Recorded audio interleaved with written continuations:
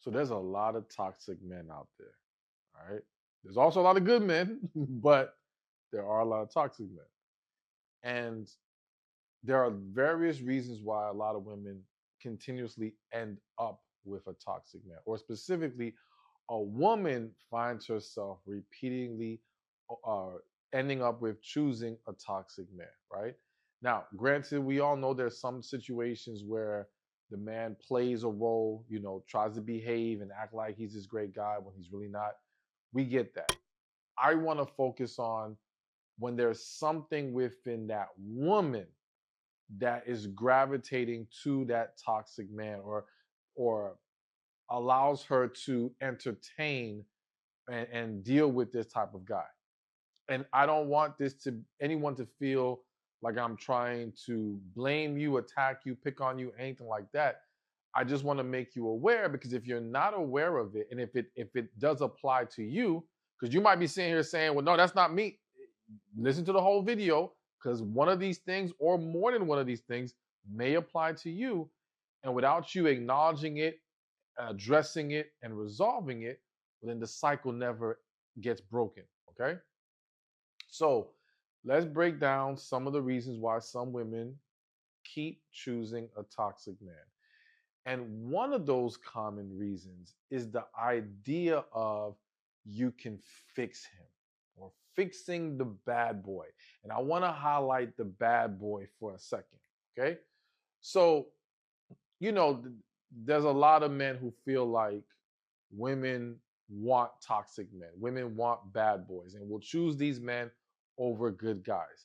And because of this, will allow themselves to believe that women are drawn to the negative parts of this man. Now, I'm going to share with you my belief, my perception, and feel free to correct me, or give your input in the comment section about this. But I'm a firm believer that women are not drawn to the bad of the bad boy, or the toxicness in him. They are drawn to certain qualities that tend to come off more masculine, which they could be things like he's more assertive, he's more confident, he may be more spontaneous, so it leaves a little bit more excitement and unpredictability, which we'll talk a little bit more about later, right? Um, so essentially, he exudes a stronger masculine energy than typically a lot of quote unquote good guys do. Now, that isn't to say there aren't masculine good guys. That isn't to say every good man does not exude uh, masculine energy. What I am saying, though, is there tends a lot of times to be, and I believe there's truth to it, where the good guy may come across more passive, right? Not as confident, things of that nature, not exuding that masculine energy. Now, let me throw something, it hit my spirit, so I have to mention it real quick. What's crazy about this dynamic is sometimes a man could be a bad boy in general, quote unquote, but if he really falls for a woman, he then walks in that good guy energy. And when I mean good guy energy, that passive, the not as confident, right? Because now he's much more emotionally invested and concerned. And the same energy he gives other women, he's not giving the woman he actually wants, and it throws everything off. That's a whole different discussion. I just had to throw that out there real quick. But let's shift back to this whole bad boy thing. So, because the woman is so drawn to those qualities, right? What I believe happens is that that's what like, if in an ideal world, I believe the woman wants duality. She wants a man who can be assertive, confident, exude masculine energy, but can be loving, compassionate, considerate, right? Who has that other energy as well. And so, but if you're gonna have to pick only one, it is more natural for the woman to pick the bad boy, because in her mind, if I have to change, or not change, if I have to pull things out of him, it is more natural for the woman to have to pull sweetness and kindness out of a man than to have to take a sweet, kind man and pull assertiveness and dominance out of him. You understand what I'm saying? Like, it is uncomfortable for a woman to have to toughen up a man, so to speak, and maybe that's not the best word to use, but I hope you get what I'm saying. It's much more uncomfortable to do that, and it's more comfortable to choose the guy who's masculine, tough, whatever, and soften him up. Okay, and so this then creates this dynamic where a lot of women, whether they're aware of it or not, continuously choose this toxic man and hope that they can get him to that softer, nicer, loving place, whatever the case may be. And as a woman, you've got to recognize that one, I do believe, not I do believe, I know there are men who have a balance, right? But if I'm being honest, it typically takes time for a man to develop that balance. All right.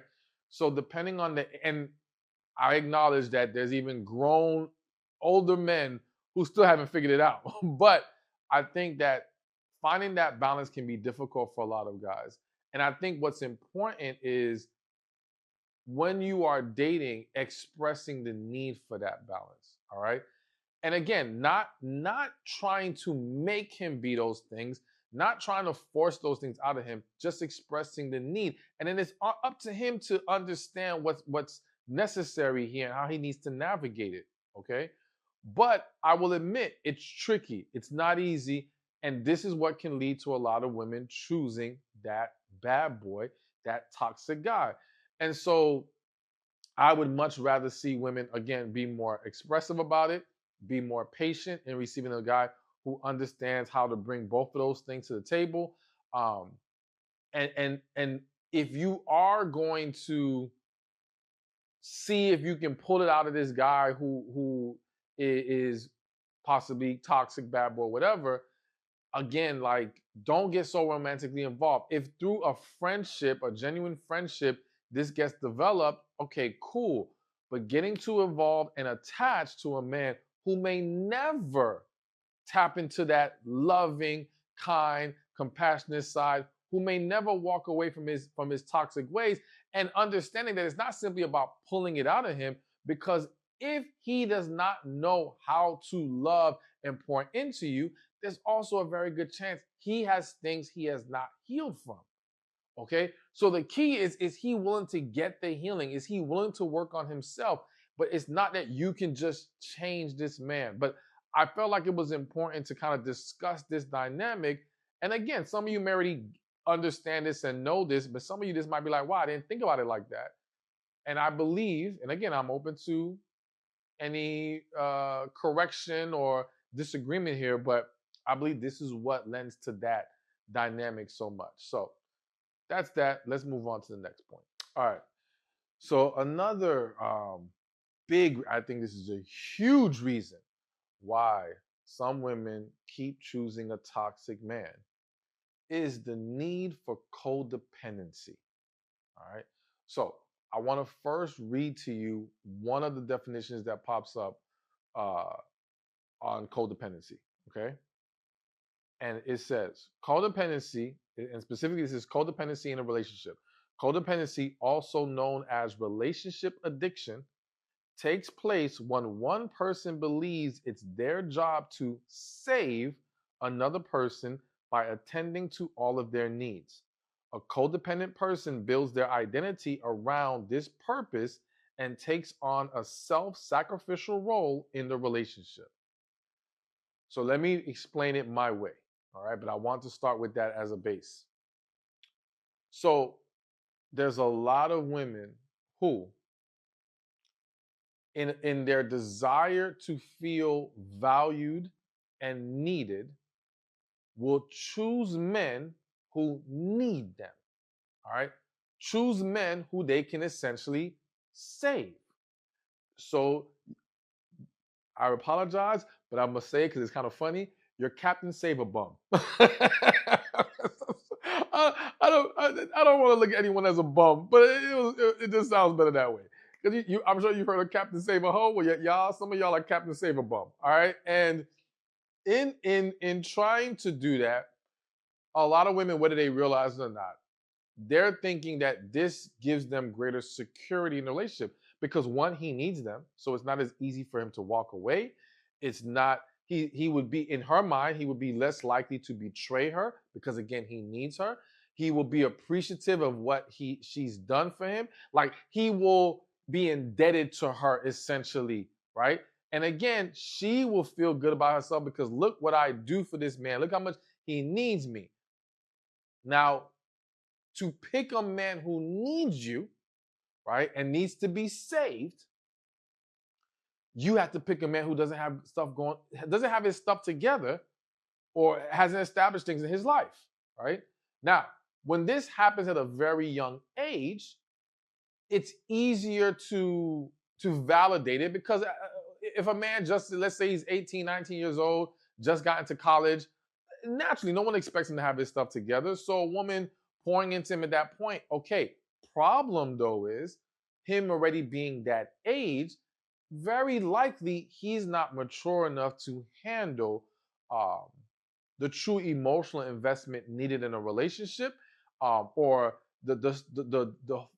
the whole, like he's not at a place yet where there's even a certainty that this man will remain with this woman because he's still figuring himself out. He may go in different directions. This, he may find her useful for that moment and then move on to something else. There's a lot that can go wrong, right? Okay, so if we say, but what about when individuals are older? Well, if the man is older, and I'm just going to use an example, let's just say 35 and up, right? This is an example. You can pick whatever age you want as considered older. Let's say he's 35 and up. He doesn't have his stuff together. You choose him because you feel like you can pour into him and help him become the man you think he can become, right? Well, the problem is if he got to 35 without creating stability in his life, well then one, we have to ask ourselves, does he even have the character to get there? Two, does he have the desire to get there? And what shortcomings are we possibly overlooking that explain why he's still in that position? Okay. So again, there's a very good chance you're trying to then pour into someone or pull things out of a man where it's not going to go the way that you think, right? Either way, you also have to consider the fact that in that codependency situation, I can't tell you how many times a woman has gone that route, gotten with the man, helped build him up, and then he moves on to somebody else, right? And the reason is because that man wasn't choosing you or accepting being with you because you are the woman, the type of woman he wants, but you were what was useful to him at that time. He's what he needed in that time of his life. But once he gets himself together, what he really wants will now show itself. All right. Which is why you'll see these stories sometimes of like famous people that happens to, and they'll say, well, he switched up. And I always say, no, he didn't switch up. His true colors finally showed. He couldn't get that woman before in the position that he was in. Now that he can, he's moving on to that. And this is why this is my personal belief. Some may disagree. I believe it is best for a woman to only embrace being with a man who's at least established stability. That's it. I'm not saying the man got to be rich and have it all figured out or whatever. But if he has not established stability and gone through some levels of adversity and developing character and things of that nature, you are playing a very risky game. All right. But let me also say that this need for codependency is what I believe leads to a lot of women ending up with a narcissist. Because again, this relationship is established on the fact that he needs you. So essentially, look at it this way. You're getting with someone who has to take from you, but does not have to give. What happens in narcissist situations? That's what it is. They're just taking. You're not getting it back. But in the beginning, you may not be worried about that because you are being fulfilled by your ability to pour into him. You're feeling good about yourself because of the value that you bring to him. And it's blinding you from the reality that he cannot give value back to you. He, as a man, is not able to pour back into you. And this then is what establishes or creates or leads to a lot of these toxic scenarios. All right. And again, this man may have different other issues that he needs to resolve. There's issues within you All right, because again, your need for codependency comes from an unhealthy. It can't. I'll say to be fair, it can come from. No, it does. It's coming from an unhealthy place. When I say unhealthy, something that needs to be addressed and resolved within you. All right, because yes, you should be with someone that you. Relationship should be two people who can pour into each other. Plain and simple. Let's just keep it that simple as that. All right. If it's one-sided or too one-sided, it's a problem and it will not be sustainable because at some point you're going to be looking for a return on your investment. And again, you may have simply gotten with someone who's not capable of giving you that return.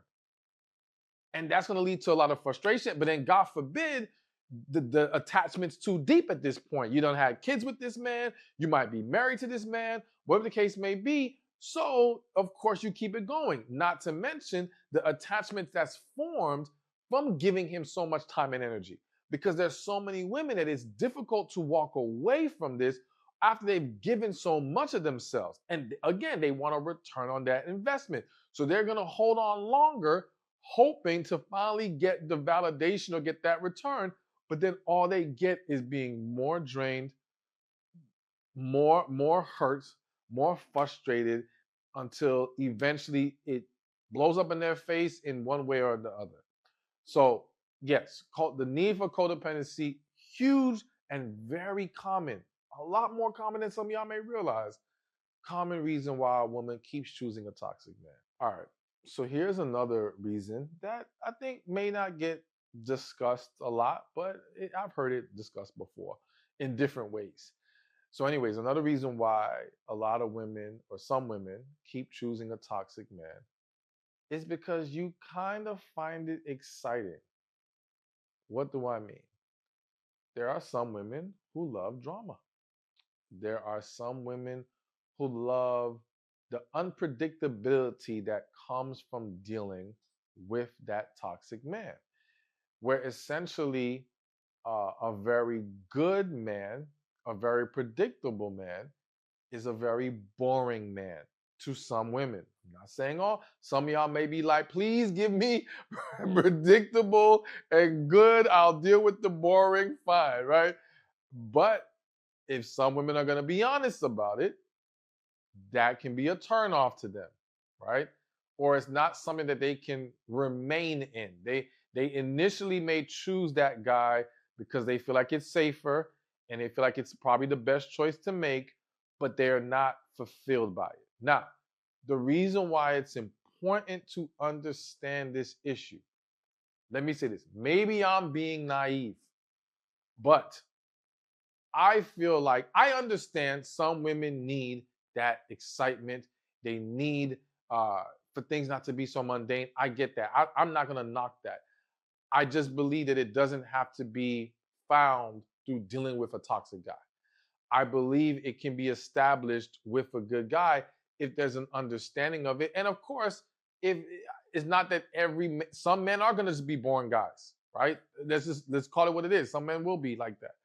But I believe that for some, if they understand what you need, can find ways, like basically in having discussions about this, we can see if we can find ways to create that excitement that the woman needs in a healthier way. All right.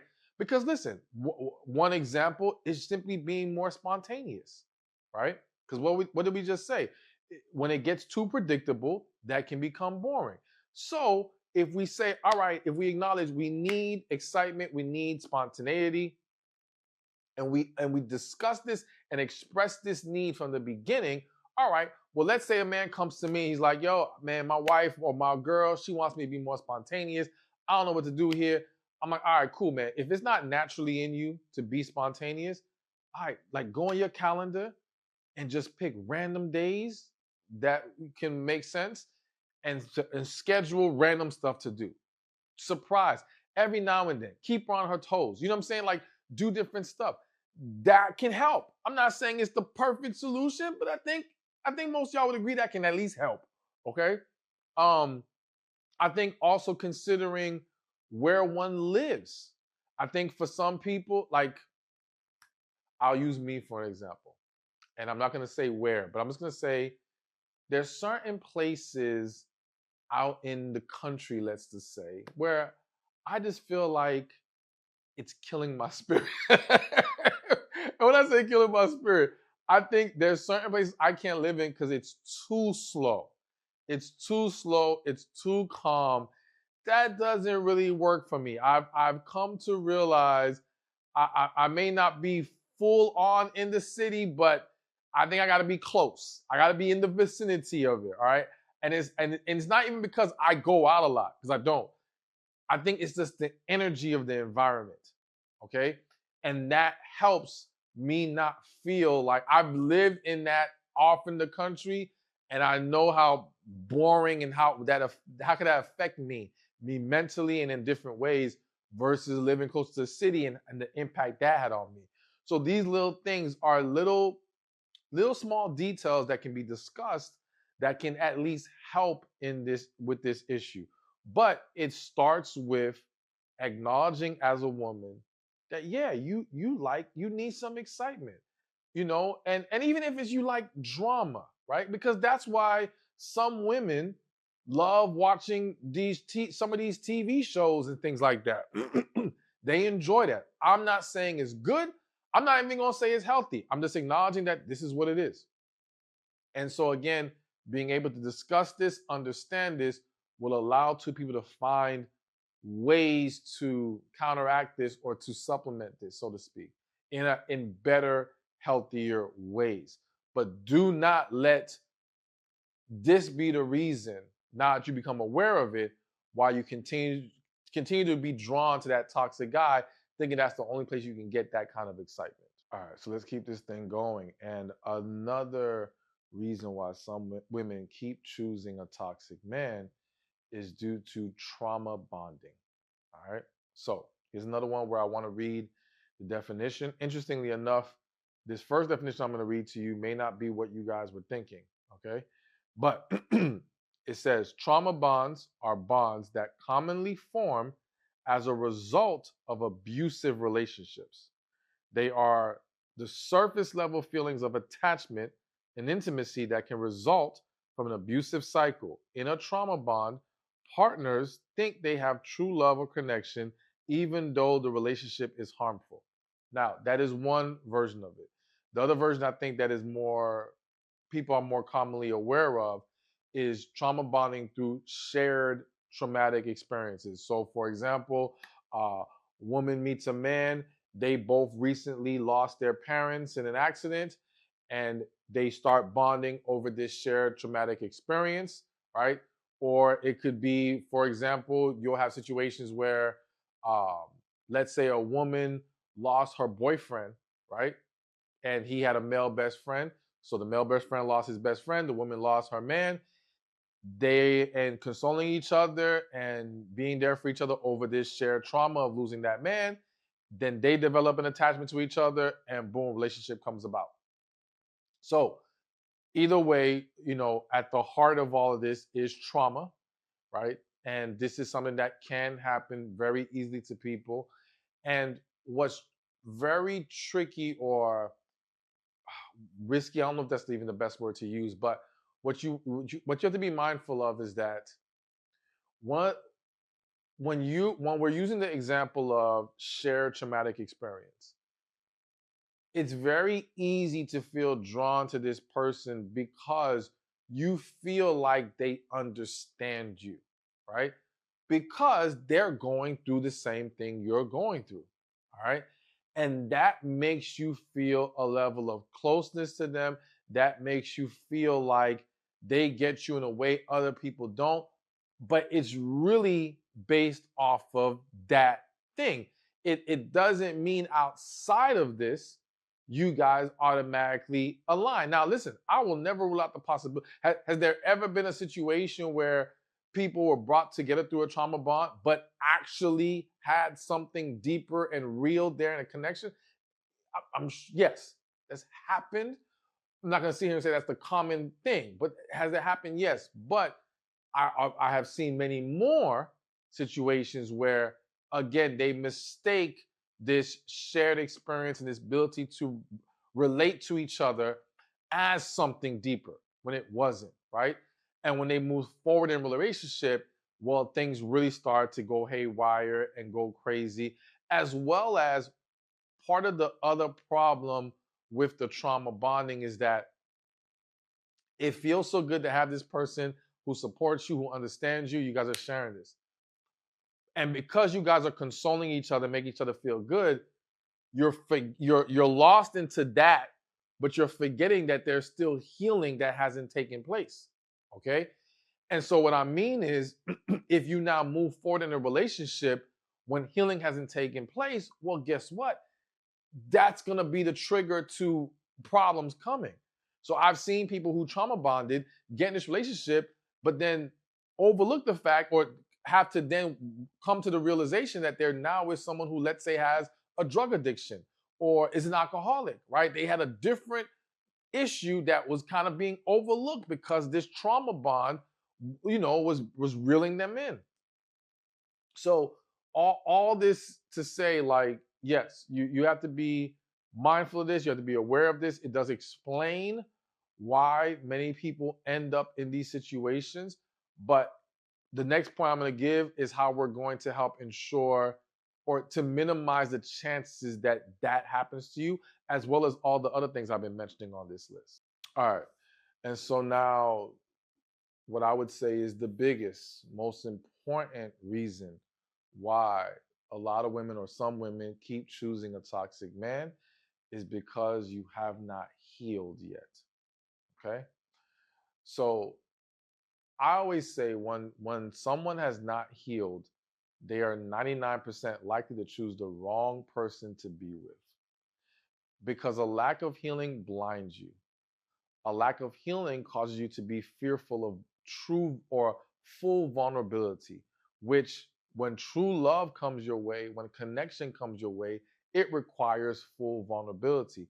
So without healing, you are more likely to run from the right person and you'll find the reasons to run to the wrong person.